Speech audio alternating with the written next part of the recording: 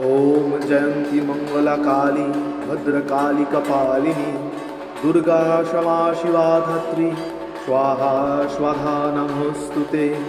सर्वमंगल मंगल्ये शिवे सर्वार्थ साधिके शरण्ये त्र्यंबके गौरी नारायणी नमोस्तुते।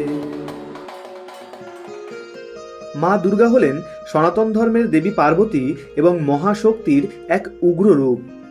দুর্গা শব্দের অর্থ যিনি দুর্গতি বা সংকট থেকে রক্ষা করেন।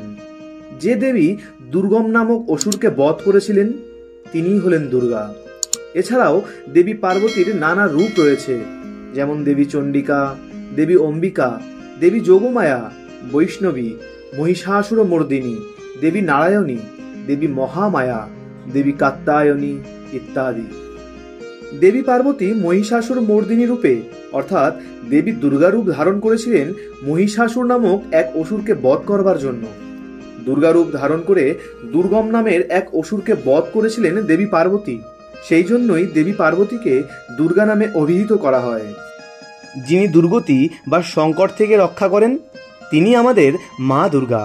তার বিভিন্ন নাম সম্পর্কে আমরা সকলেই পরিচিত, কিন্তু দেবী দুর্গার এই দুর্গা নামের ব্যুৎপত্তি কি আপনি জানেন?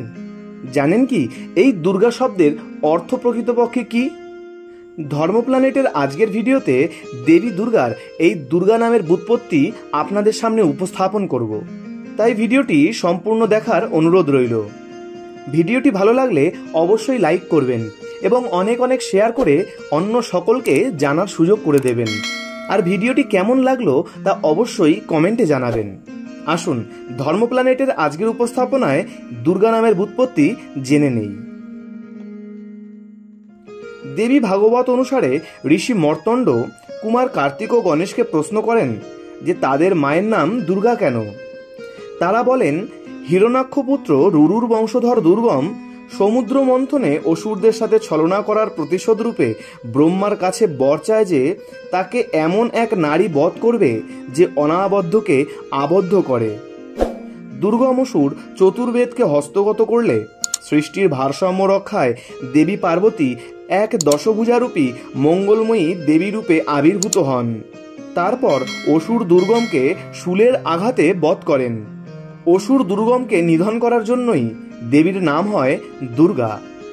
হিন্দু শাস্ত্রে দুর্গা শব্দটিকে ব্যাখ্যা করতে গিয়ে বলা হয়েছে, দৈত্য নাশার্থ বচন দকার পরিকীর্তিত উকার বিঘ্ন নাশস্য বাচক বেদ সম্মত রেফ রোগঘ্ন বচন গস্য পাপঘ্ন বাচক ভয় শত্রুঘ্ন বচনস্যাকার পরিকীর্তিত। অর্থাৎ দ অক্ষরটি দৈত্য বিনাশ করে, উকার বিঘ্ন নাশ করে, রেফ রোগ নাশ করে, গ অক্ষরটি পাপ নাশ করে এবং অকার শত্রু নাশ করে। এর অর্থ হল দৈত্য, বিঘ্ন, রোগ, পাপ ও শত্রুর হাত থেকে যিনি রক্ষা করেন তিনিই দুর্গা। অন্যদিকে শব্দ কল্পদ্রুম বলছে, দুর্গং নাশয়তি ইয়া নিত্যং সা দুর্গা বা প্রকীর্তির্তা। অর্থাৎ যিনি দুর্গ নামক অসুরকে বধ করেছিলেন তিনি দুর্গা নামে পরিচিত।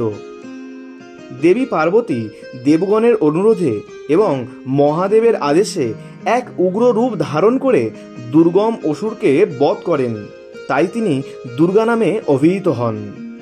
এই হলো দুর্গা নামের ব্যুৎপত্তি। সহজ ভাষায় দুর্গা শব্দের অর্থ তো আমরা সবাই জানি, যিনি দুর্গতি বা সংকট থেকে আমাদের রক্ষা করেন তিনিই হলেন দুর্গা।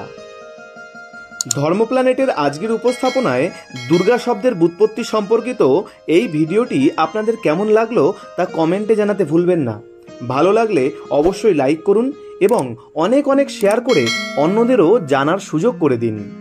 তাহলে আজকের মতো ধন্যবাদ। ধর্ম প্ল্যানেটে আপনাদের সঙ্গে আবারও দেখা হচ্ছে আগামী ভিডিওতে। জয় মা দুর্গা, জয় শ্রীকৃষ্ণ।